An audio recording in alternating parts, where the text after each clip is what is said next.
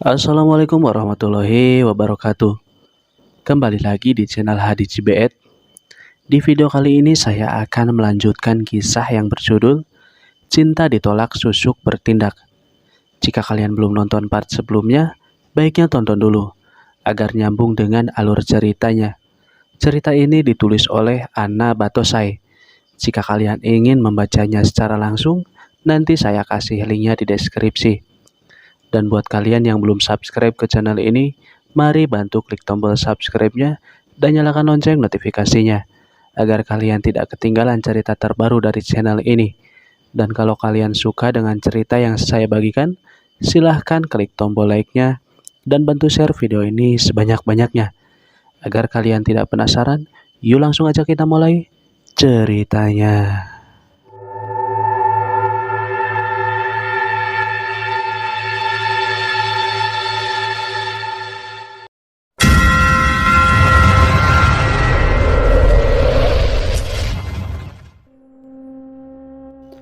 Perutku kenyang usai menyantap makanan tadi, membuatku tidur nyenyak.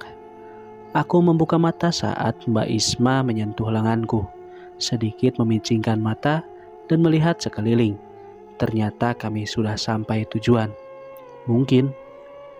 Mbak Isma membuka pintu mobil, lalu berdiri di sebuah rumah kumuh tanpa pagar. Rumah itu berdinding kayu dan beratapkan genteng merah yang sebagian sudah berwarna hitam karena termakan usia. Tiang penyangga terbuat dari kayu. Lalu di depannya ada sebuah amben yang terbuat dari bambu. Aku membuka pintu mobil, lalu berdiri di sebelah Mbak Isma. Tangannya terulur menuntunku agar masuk. Pintu berderit saat kami berdiri tepat di depan pintu. Aku melongok ke dalam. Gelap, bahkan siapa yang membukakan pintu tidak nampak.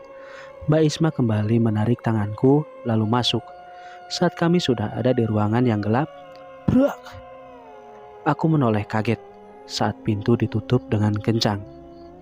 Mataku melihat sekeliling mencari tahu siapa yang membuka pintu dan menutup pintu. Tapi tidak ada siapa-siapa. Aku menoleh wajah Mbak Isma. Ia sama sekali tidak merasa takut. Tidak sepertiku yang mulai berkeringat dingin. "Mbak," ucapku sedikit takut. Mbak Isma memberikan isyarat agar aku tidak usah takut dengan menggenggam erat tanganku. Mbak Isma melangkahkan kakinya menuju sebuah ruangan di sudut rumah sebelah kiri. Di atasnya aku melihat sebuah kain merah sebagai tirai. Juga 2 buah lampu minyak di setiap sisinya. Mbak Isma menyibak tirai. Lalu kami pun masuk ke sebuah ruangan yang semuanya didomisi warna merah. Juga warnanya kuning keemasan. Di tengah ruangan seorang lelaki yang kukira berusia 60 tahun mengenakan pakaian khas lelaki zaman dulu sedang duduk menghadap sebuah wadah yang mengepulkan asap. Aku semakin mengeratkan pegangan tangan. Rasa takut saat Mbak Isma melangkah kakinya semakin dekat dengan lelaki itu. "Ki, Isma datang," seru Mbak Isma yang membuat lelaki itu membuka mata. Bola mata lelaki itu berwarna sedikit merah. "Aku tahu," serunya dengan suara yang parau. Mbak Isma memberikan kode agar memberikan salam juga. Aku lantas membungkukkan badan dan berusaha sedikit tersenyum. Tangan kiriku memegangi kain yang menutupi wajah, agar tidak melorot saat posisi badan tidak tegak. Tangan lelaki tua itu bergerak, seolah memberikan isyarat agar kami duduk di hadapannya. Benar saja. Mbak Isma lantas duduk, tak lupa menarikku agar duduk di sampingnya. "Apa dia sudah siap?" tanya si Aki. "Sudah, Ki," ucap Mbak Isma. Aki tua itu lantas memasukkan serbuk ke dalam wadah yang memang sudah mengepulkan asap. Dan kini asap itu semakin banyak. Aromanya harum dan sama sekali tidak mengganggu indera penciumanku. Mbak Isma lantas mengeluarkan sebuah bungkusan berwarna putih, lalu diletakkannya di hadapan si Aki. Lelaki tua itu tersenyum lalu meraihnya, membuka isinya yang ternyata kembang 7 rupa, lalu memakannya dengan lahap. Keterkejutanku tidak sampai di situ saja. Setelah melahap habis kembang 7 rupa pemberian Mbak Isma, lelaki itu lantas pindah posisi duduk berhadapan dengan kami, tepatnya di hadapan Mbak Isma. Aku melihat dengan seksama, tidak mampu berbicara saat dengan perlahan-lahan tangan tuanya menyentuh wajah Mbak Isma dengan lembut. Lalu si Aki menoleh ke arah sesajen, lalu mengambil sebuah benda yang sengaja ditutup kain putih. Benda itu berukuran kecil, sangat kecil, nyaris seukuran jarum jahit. Tangan si Aki membuka penutupnya, lalu mengambil benda tersebut yang ternyata adalah jarum emas. Mbak Isma menutup matanya dengan mulut komat kamit, entah sedang merapalkan kalimat apa. Tapi yang jelas, Mbak Isma sama sekali tidak terlihat sakit saat jarum emas itu dengan sangat perlahan ditusukkan ke pipi kanannya. Bulu kuduku semakin meremang saat si Aki tertawa senang saat sudah berhasil memasang susuk di wajah Mbak Isma tanpa mengeluarkan darah setetes pun. Mbak Isma membuka matanya, lalu tangan kanannya mengusap pipi bekas tusukan susuk emas tadi. "Terima kasih, Ki. Oh iya, ini teman saya namanya Ana. Dia pengen juga katanya," seru Mbak Isma melanjutkan perkataannya. "Bisa. Kamu bahkan memiliki aura yang lebih bagus jika memakai susuk emas ini, Dok," seru si Aki seolah berusaha meyakinkanku agar mau memakai susuk emas pemikat lawan jenis. "Tapi jika kamu benar-benar ingin memakainya, ada beberapa syarat dan pantangan yang harus kamu ikuti. Jika tidak, susuk itu tidak akan berfungsi, malah akan berbalik memberikan efek buruk pada tubuhmu," ucap si Aki panjang lebar. Entah dengan kekuatan dari mana, aku mengangguk tanda setuju. Tidak boleh makan sate, makan pisang emas, pisang tanduk, juga tidak boleh menyentuh apalagi mengonsumsi daun kelor. Jika ada salah satu yang dilanggar, maka kamu sendiri yang akan menerima akibatnya. Aku kembali mengangguk tanda setuju. Jauh di relung hati, syarat yang diajukan si Aki adalah makanan yang paling aku suka. Entah aku bisa melewati syaratnya atau tidak, tak lama si Aki kembali memejamkan matanya. Lalu mulutnya mulai komat kamit. Gayanya nyaris sama seperti dukun yang sering aku lihat di televisi. Aku menoleh ke arah Mbak Isma yang sedang asik bercermin menggunakan cermin miliknya. Bagiku tidak ada yang berbeda dengannya. Meski sebelum dan sesudah memakai susuk, bagiku sama saja. Si Aki berdiri lalu duduk di hadapanku. Diraihnya benda yang dibalut kain putih. Di sana tampak sebuah jarum emas yang sama seperti sebelumnya. "Tutup mata kamu," serunya. Aku lantas memejamkan mata, lalu aku merasakan sebuah sentuhan di pipi sebelah kiri. Pada bagian kulit wajah yang tidak normal, aku merasakan sesuatu yang sedikit dingin menembus masuk ke dalam wajah. Lalu setelahnya kembali normal. Aku membuka mata saat mendengar suara si Aki yang terkekeh-kekeh. Lelaki tua itu lantas kembali duduk bersila di singgasananya. Mbak Isma menyimpan kembali cermin ke dalam tas kecilnya, mengeluarkan sebuah amplop coklat yang cukup tebal. Lalu setelahnya, kami pun berlalu meninggalkan rumah itu. Waktu sudah menjelang hampir malam. Rumah Aki terlihat semakin seram saat senja menjelang. Terlebih rumah tetangga letak cukup jauh, sekitar 500 meter jarak masing-masing rumah. Sepanjang perjalanan, aku hanya diam. Tangan kiriku terus saja menyentuh pipi, masih teringat bagaimana rasanya saat jarum emas itu masuk ke dalam kulit wajah. Aku menoleh ke Mbak Isma yang fokus mengemukakan. Wajahnya pun tampak semakin cerah. "Besok Mas Yudi pasti akan tergila-gila padamu, An," seru Mbak Isma. "Kok bawa-bawa Mas Yudi sih, Mbak?" ucapku sedikit malu. Tapi bagaimana mungkin Mbak Isma bisa tahu kalau aku naksir lelaki itu? "Mbak lihat kamu di pasar kemarin. Kamu liatin Mas Yudi terus. Kamu cemburu?" tanyanya. "Enggak. Lagi pula, Ana nggak pantas," seruku merendah. "An, kamu berhak bahagia. Sekarang jalan untuk itu terbuka lebar. Kamu harus optimis, dan satu hal lagi, mulai saat ini kamu gak usah pakai kain panjang untuk menutupi wajah kamu. Lelaki manapun yang melihat kamu pasti akan langsung jatuh cinta. Serunya lagi. Aku membuka mata saat mendengar suara ayam berkokok. Melirik sekilas ke arah jam di dinding pukul 5 subuh. Aku menggeliat sebentar, lalu ubah posisi yang semula telentang menjadi tengkurap. Mataku masih ingin terpejam karena masih mengantuk. Semalam sampai rumah menjelang dini hari akibat jalanan yang begitu padat. Dari ruang tamu terdengar suara langkah kaki. Biasanya ibu sudah bangun dan membereskan dagangannya, lantas berangkat menggunakan sepeda menuju pasar. Aku enggan beranjak membantu karena mata yang sama sekali enggan terbuka, membuatku kembali tidur. Aku membuka mata saat merasakan lapar. Cacing di perut berdendang, minta jatah makan. Aku melirik ke arah jam pukul 8 pagi.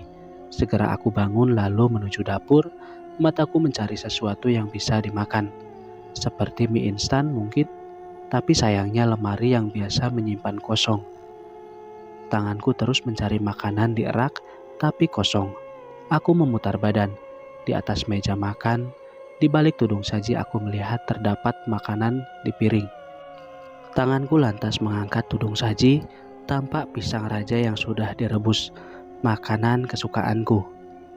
Aku lantas menarik kursi, lantas duduk.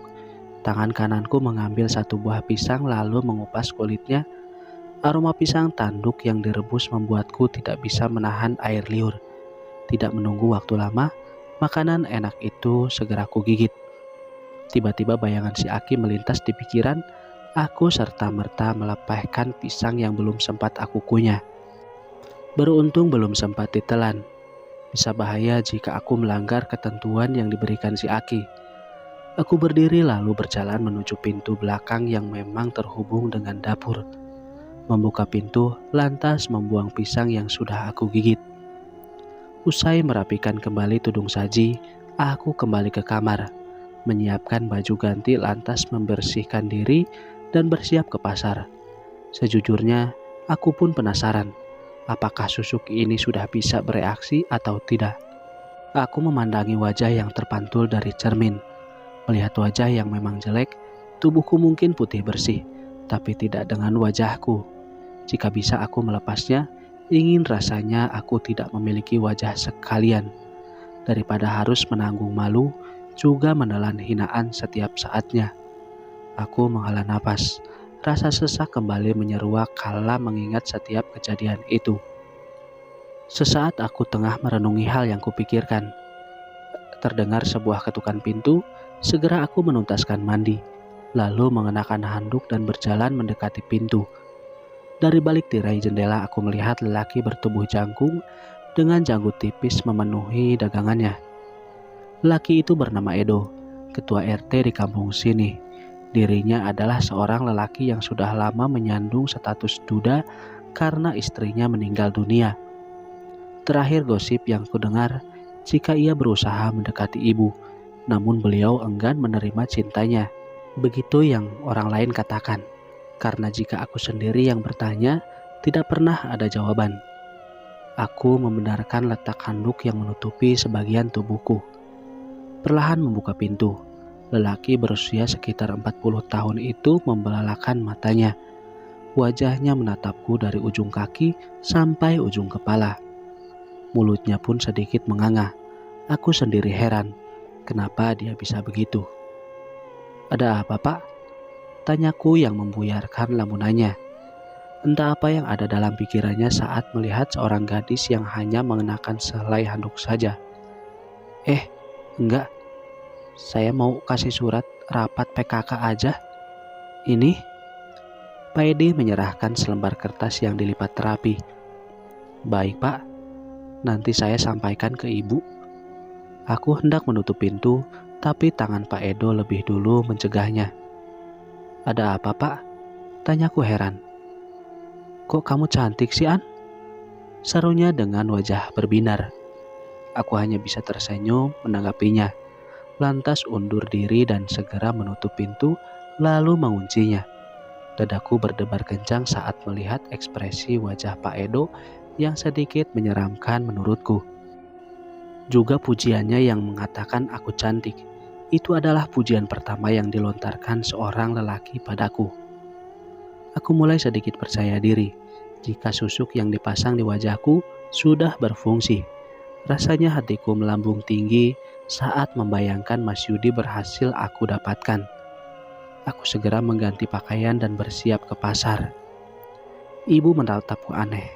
Iya aneh, karena kali ini aku ke pasar tanpa mengenakan kain panjang yang biasa menutupi wajahku. Sengaja aku tinggalkan karena susuk ini yang akan membuatku terlihat cantik di mata lelaki yang memandang. Aku berjalan melewati ibu yang masih duduk menanti pembeli yang datang, sementara aku merapikan yang berantakan di belakang. Saat aku tengah membereskan dagangan, dari luar sayup-sayup aku mendengar suara motor milik Mas Yudi berhenti. Aku beranjak, lalu berjalan mendekatinya. "Pagi Mas," sapaku ramah. Sapaan ini biasa aku lakukan padanya, dan selalu berakhir tragis dengan tangis, karena lelaki itu enggan didekati cewek jelek sepertiku. Mas Yudi lantas membuka helm yang dikenakannya, lalu diletakkan di stang motor. Wajahnya menatapku, matanya bahkan sama sekali tidak berkedip. Aku hanya diam, menantikan reaksi yang akan diberikannya. Debaran jantungku semakin tidak terkontrol saat dirinya turun dari motor, lalu berdiri di hadapanku. "Nanti siang ada waktu, An? Mas mau ajak kamu makan di luar?" Seperti ada kupu-kupu terbang dalam perutku saat mendengarnya. Aku bahagia, akhirnya penantian selama ini berakhir indah. Aku mengangguk pasti. Tangan Mas Yudi terulur membelai wajahku. Senyum manis yang dulu tidak pernah diberikan padaku kini terus terpasang di sana. "Kamu cantik, An," ucapnya lagi. Usai mengatakan itu, Mas Yudi masuk ke dalam tokonya. Begitupun denganku. "Yudi ngomong apaan?" tanya ibu yang terlihat penasaran dengan apa yang sedang terjadi. Aku mengatakan padanya kalau Mas Yudi mengajakku makan siang di luar. Mulut ibu menganga saat mendengarnya, seolah tidak percaya, namun setelah aku menjelaskan ia akhirnya paham. Lagu romantis aku setel dari ponsel. Aku melirik ke arah jam, masih tetap sama. Hanya bergeser 2 menit saat terakhir aku melihatnya. Waktu seolah berjalan begitu lambat. Ingin rasanya aku segera pergi makan siang dengan Mas Yudi. Ingin merasakan bagaimana indahnya diajak kencan dengan orang yang dicintai. Pukul 11 Mas Yudi datang menghampiri ke toko saat aku tengah merapikan barang dari kardus ke rak panjang. Lelaki itu datang menjemputku lebih cepat dari biasa dilakukannya dengan kekasihnya. Sikapnya bahkan terlihat lebih ramah terhadap ibu. Aku merasakan jika susuk ini benar-benar membawa manfaat untukku juga ibu. Setelah meminta izin pada ibu dan mendapatkan restunya, lelaki itu pun lantas mengajakku pergi. Saat hendak keluar toko, tampak kekasih Mas Yudi berdiri di depan toko pancing miliknya. Mas Yudi berjalan lebih dulu di depanku dan menemui wanita itu. Kebiasaan saat pertemuan mereka adalah berpelukan, namun kali ini Mas Yudi terlihat tidak bersemangat. Ia bahkan melepas pelukan itu lebih dulu. Aku tidak tahu apa yang mereka bicarakan. Yang pasti aku hanya bisa melihat ekspresi dari wajah kekasih Mas Yudi tampak kesal saat meninggalkan area pasar. Mas Yudi berbalik arah padaku. Tangan kanannya terulur dan menggenggam tanganku erat saat keluar toko. Yang aku lihat adalah ibu menatap ke arahku tak percaya.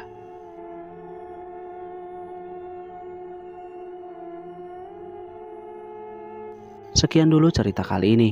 Kita lanjut di part selanjutnya. Saya Hadi pamit undur diri. Mohon maaf bila ada salah-salah kata. Wassalamualaikum warahmatullahi wabarakatuh.